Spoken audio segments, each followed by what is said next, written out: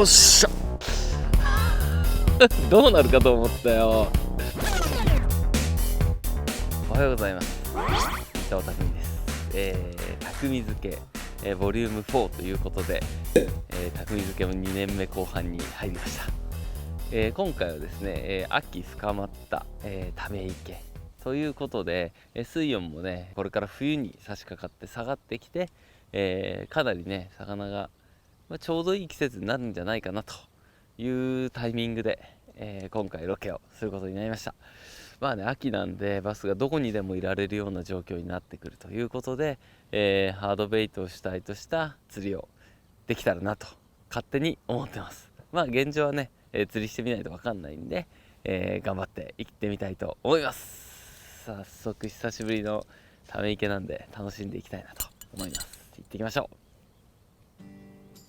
ボル系のグリッパーの2分の1、これパワーバリバリパワーのこの子に、TC キーパーつけて、でライターで炙ってあげます。あんまり火直接つけない方がいいです。ガチッと止まったら、トレーラーレディーバランスをくっつけるとどうなるかっていうと、まずずれない、かなりがっつりついてます。しっかり通したいんだよな。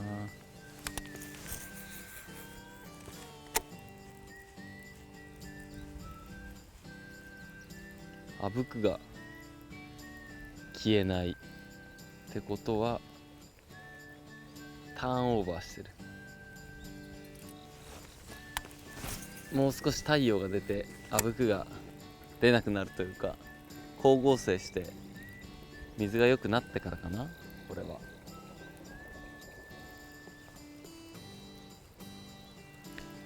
っと放射冷却がきついかな。これあべ、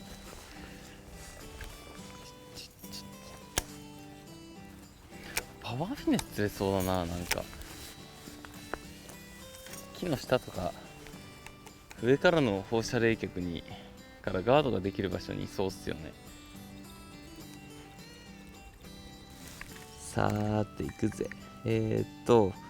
三角 T さんじゃなくて三角コ T さん、オープンウォーターキャスティングのズル引きで釣っていくような、そんなイメージ。もちろんカバーでもいいから、今やってるのはこのグラブガードで、ちょっとカバーもあるんで、ここはインフィニの1番ネイルシンカー RB を頭だけこうやって出しておく。カバーの水深どんぐらいだろう。朝来た来た来た来た来た、急に来たけどこうなるでしょ、こうなるでしょ。かかりはかかり最高。インフィニにしてよかった。ちょっと冷静にいこう。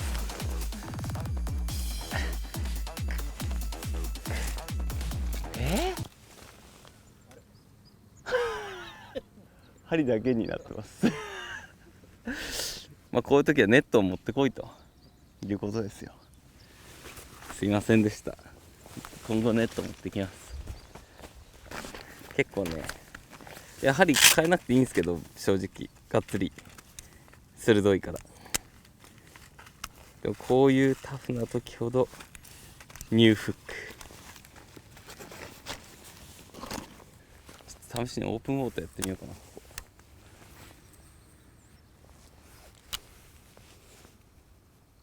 今みたいに対カバーをやることもできるし、こうやってオープンウォーターをねズル引きで誘うこともできるんで、スピニングで使う普通にズル引きをするような猫用にも設計したんですよ、このルアー。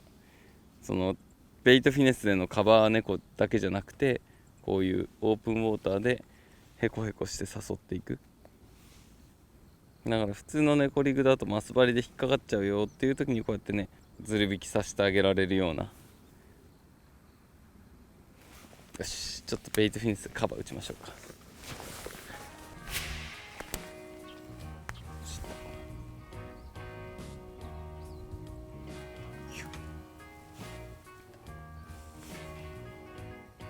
こういうね、あんまキャスティングがうまくいかないとこあるじゃないですか。あんまりこう投げるスペースがないところ、結構1点でロングシェイクさせるんです。なんでかっていうと、たくさん投げれないから、その自分が引っ掛けてるところに魚を寄せて食わせるようなイメージ。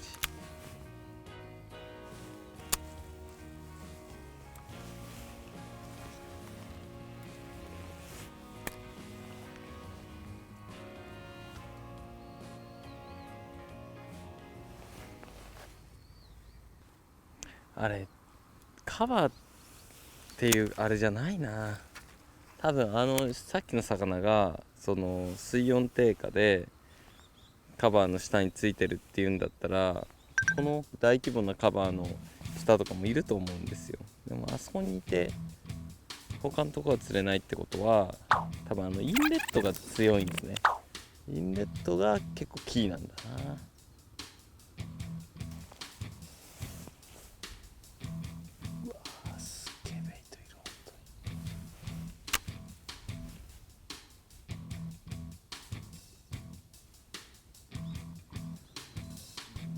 来た来た来た来た来た来た来た。あ、抜けた。くそ、いたでしょ。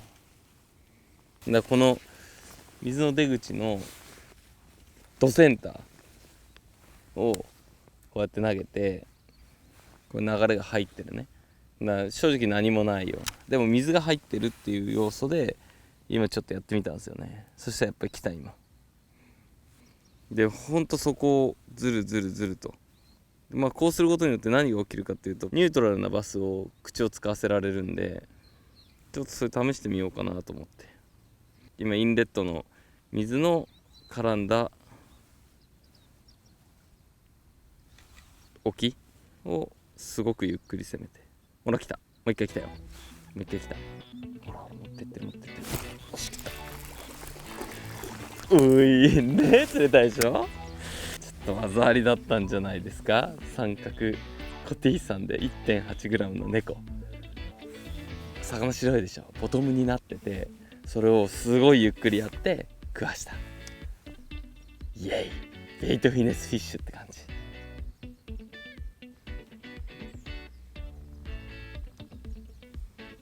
可愛いけどめちゃくちゃ嬉しい。オープンウォーターのがサイズはあんまりカバーに似たやつのがいい感じ。この水が結構キーですね。それが分かっただけでもよかったかな。さあすっきりしたから移動しよう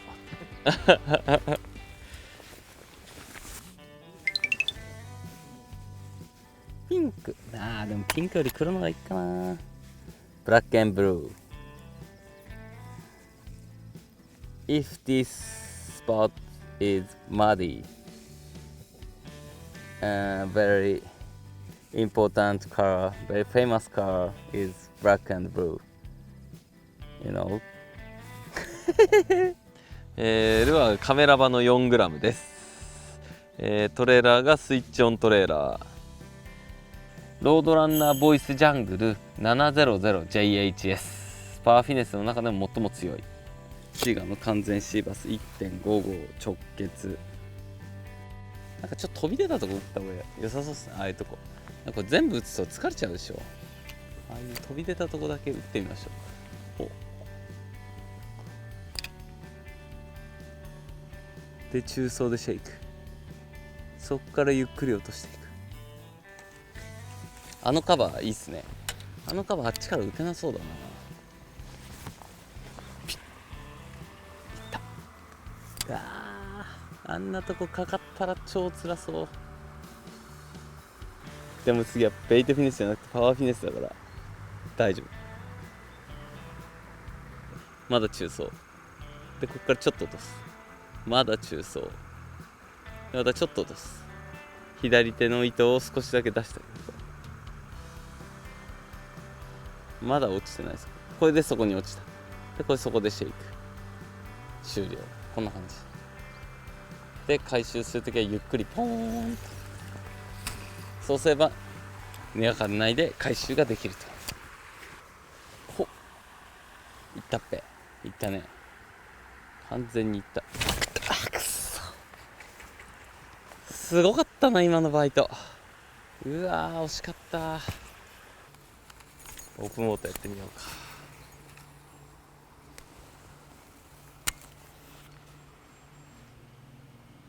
多分この目に見えてる木が結構奥まで水中入ってますね。これこのね下に見えるんですよ木が。あ、当たった当たった。食ってる食ってる。あー抜けた。なんだろう、ものすごいゴーンってきてゴゴンってきてワームだけ取られた。結構送り込んだんだけどね。同じようなバイトで乗らないことがこれで3回起きてるってことはそういう日なんですよこれ。食いがね浅い日。なんでかっていうと多分朝の寒さでバスの口が半開き。こういう時はフッキングのいいルアーがいいっすよね。またボトムズルズルやってみますね。この竿は66の STN660M の ST っていう竿なんですけど、ソリッドティップ結構柔らかく作ってるんですよこれ。なんで柔らかく作ったかっていうと、僕さっきから当たった時に当たったって言った後にこうスーギュッてやるじゃないですか。その当たりを竿先で感じる。竿先がこうくにゃっと曲がって口の中にこう入った時に違和感なくさせる感じ、特化するようにこの NXS シリーズは作ったんで、もうこの66のベイトフィネスに関しては、とにかく当たりを目で見れるぐらいのソリッドティップの柔らかさでバスに違和感を感じさせないぐらいの柔らかいティップだよっていう、そういう作りをしてます。だからこういうオープンウォーターでのベイトフィネスに僕はよく使ってる。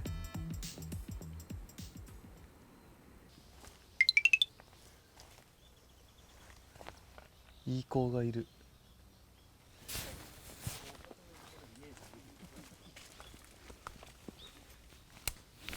コ T さんでキャスティングで釣ってってみますね。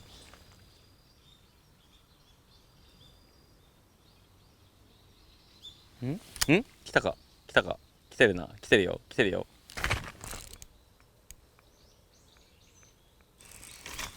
なんか竹の杭を拾っちゃった感じ。多分ついてないと思う。ついてる？ついてないでしょ。ついてない。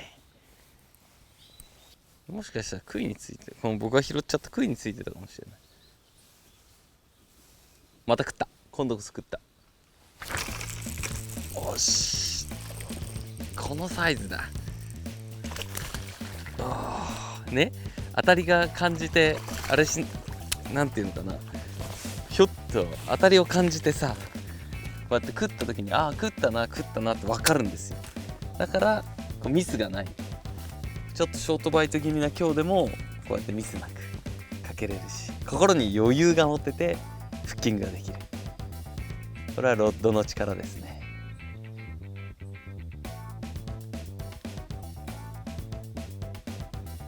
可愛いけど嬉しい三角コティサンフィッシュ。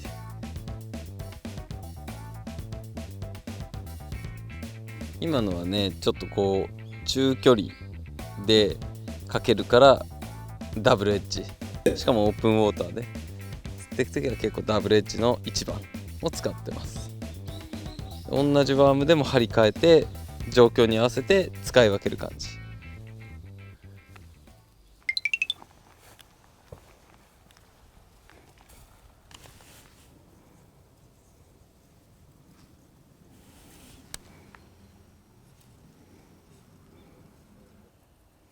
来た。おいしょ。うい釣れた。ちょうどベイトフィネス的に岸際のカバー打ったら完全にシャローのカバーに浮いてた感じ。三角コティさんの 1.8g のネコリグでカバー打ちって感じ。結構がっつり食った。これはガチッとかかってる。ういいいね。結構シャローカバーに入ってた感じ。カバーだったんですけどオープンやるかなと思ってたんで、まあこの程度のカバーだったらダブルエッジでもいける。お疲れ様でした。1日目終了しました。実際でかい魚のバイトもなかったんでヒントも正直ゼロなので、明日また一から考え直してやっていこうかなと思ってます。まあね、こんだけ匠漬けのうまくいってるワンツースリーと来てますが、今回はちょっと苦戦しそうな感じです。ということでデイツは頑張りたいと思います。お疲れ様でした。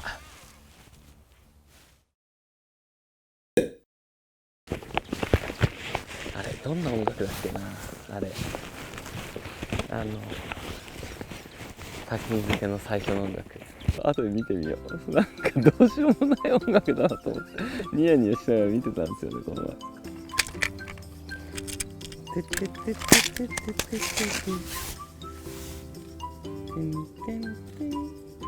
そんなのですよね。あの音楽マジっすか。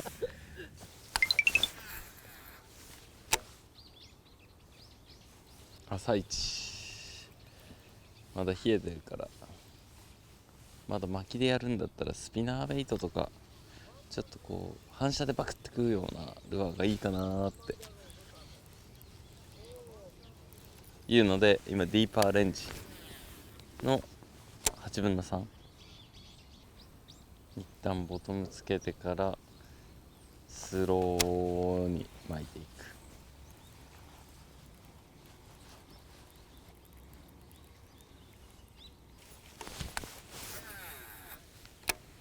ただ冷えてると結構カバーについちゃう気もするんですよね。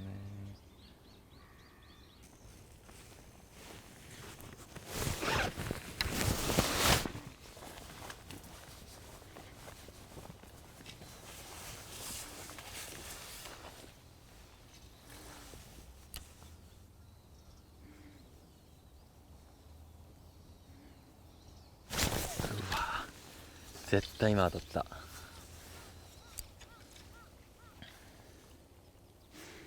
可愛いかな。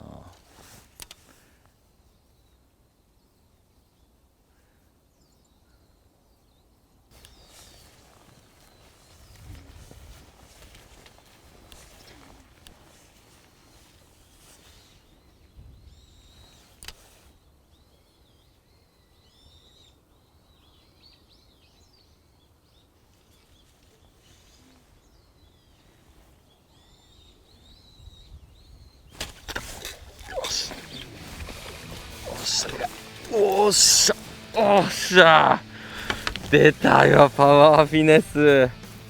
打っといてよかった。このカバーの奥見て、このバス朝冷えてるからマット状になったカバーで上顎がっつりやったーどうなるかと思ったよねえ。このサイズ一気にぶち抜けるパワーフィネスってすごいでしょ。よっしゃ、これ結構でもやばかったですね。針曲げられて終わるかもしれなかった。一番硬いところに刺さっちゃったから、歯に刺さっちゃってるから、そうもっと中に入れないといけないですけどね。でけ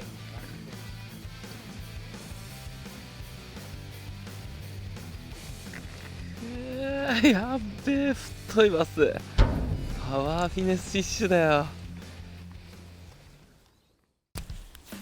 今のはね。ちょっとねこう打ちどころ悩んだんですけど、このカバーあるじゃないですか。で僕最初打とうとしたのはここなんですよ。この先端ね、枝の先端。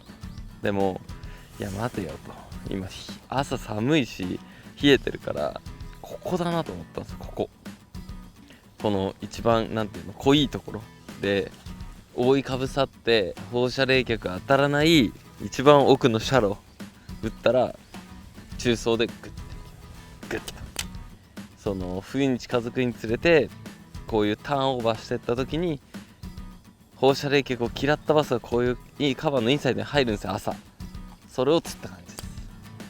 よく太陽が出てきたらカバーにつくとか言うんですけど、結構ねこの季節はね逆にこうやって働いたりもするんですよ。もちろんそれもあるんですけど、こういう冷えた日とかは逆のことが起きたりする。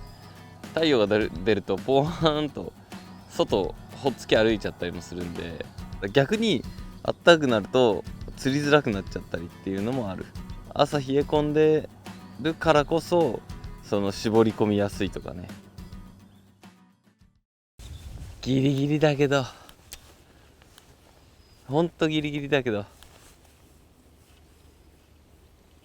これだからやっぱりやめられないっす。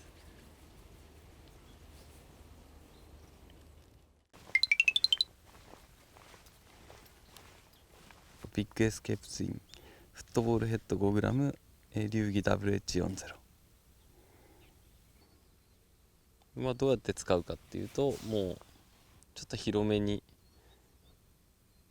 探りつつずるずるシェイクしながらゆっくり動かしていく感じで、一投に結構時間かけて、しかもワームが大きいんで、そのワームが大きいから勝手にこう動くんですよ。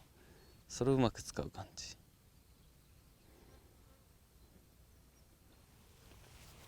こういうカバーも打てて、オープンウォーターのこう起伏とかね、そういうのは得意だし、しかもテキサスと違ってまっすぐ落ちるからカバーから離れづらいっすよね、ルアーが。フットボールヘッドって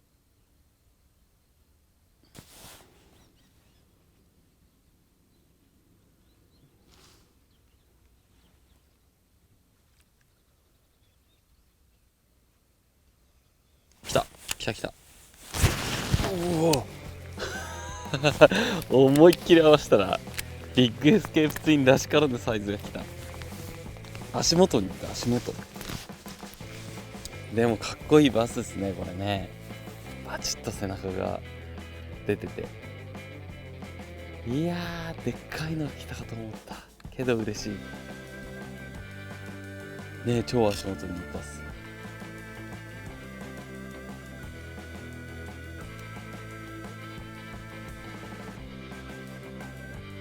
可愛いけど嬉しいビッグエスケープツインバス。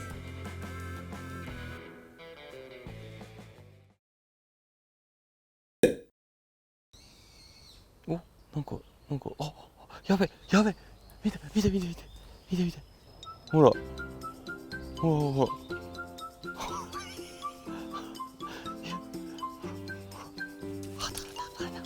らやんなきゃよかったわ。ほらちょきちょき切られまくってますわ。もずくもいるんすか？もくず？よっしゃ、ラスト言いますね。泣いても笑ってもこれが最後だ。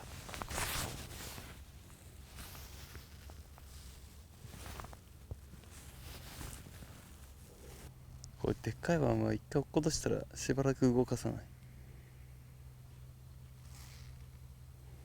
落ちて置いてあるだけでアピールなんで、落として底ついて待ってる。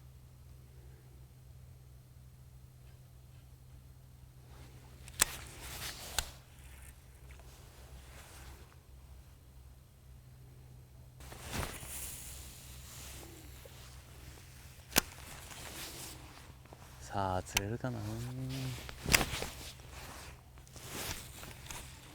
今回ねこう一箇所の池を何度も時間変えて入り直してて、やっぱ地合いで絶対釣れるバスもいるから、こう自分がね何度もこう入ってその地合いをつかむ。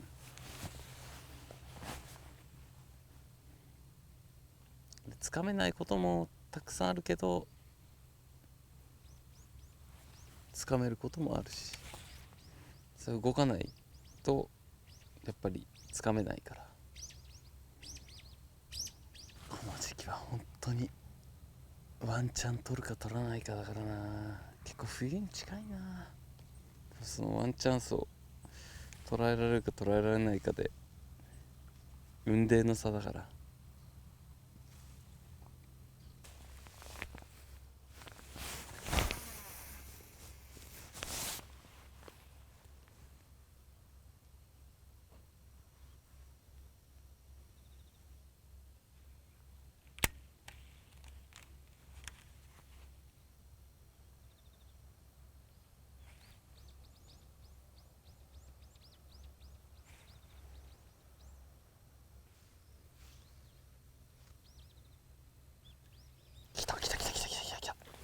よし、来た。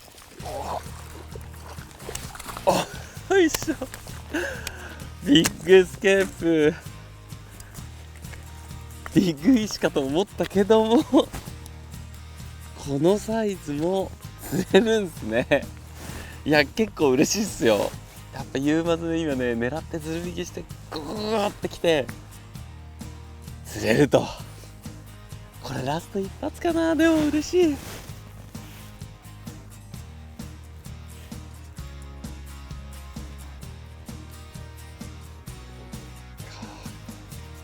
かっこいいバスだよこれ。クライマックスかな。は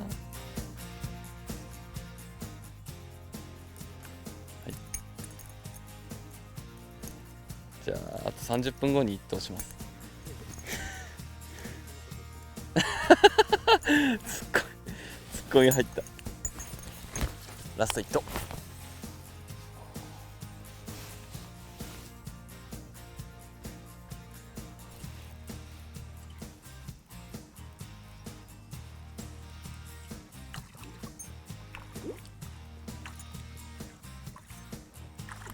笑ってるんですかバカらしい。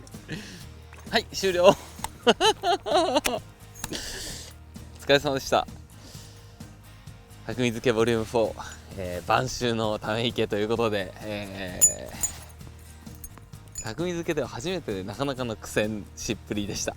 まあこういう時もたくさん釣りしてるとね、あります。ただまあ晩秋っていう部分で難しい季節ではあるんですけど、チャンスをつかめば、短い時間ですけど短いチャンスをつかめばボロンと大きい魚も出るので、そういうチャンスを逃さず、ぜひ釣っていただけたらなと思います。ちなみに、真夏と真冬とか、水温がすごい高い時と低い時っていうのは、バスの釣れるタイミングが、短くて短い時間内でバクバクっと食べる、そんな季節かなと思ってます。なのでこれからね、寒くなってくる、もっともっと寒くなってくるとより短い時間内で餌を食べるので、そのチャンスを逃さず、釣っていただけたらなと思います。僕はアメリカから帰ってきてバスが釣れない日々を過ごしてたんですが、久しぶりに複数匹のバスが釣れて非常に楽しいため池釣行でした。